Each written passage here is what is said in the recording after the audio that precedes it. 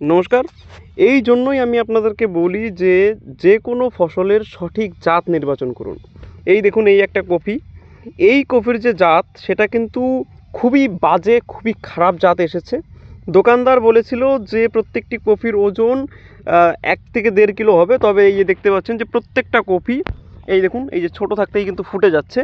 এই দেখুন ফুটে যাচ্ছে, একদম ছোট থাকতেই কিন্তু ফুটে যাচ্ছে। এই দেখুন সাইজ কিন্তু একদমই ভালো না, ফালতু।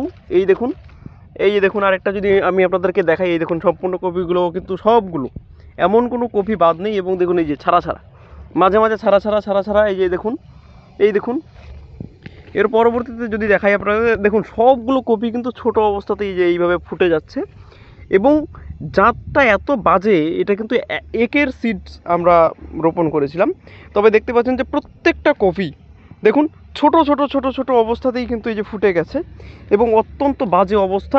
তাই আপনাদেরকে অনুরোধ করব যে আপনারাও কিন্তু যখন বীজ নির্বাচন করবেন তখন কিন্তু সঠিক বীজটা নির্বাচন করার চেষ্টা করুন।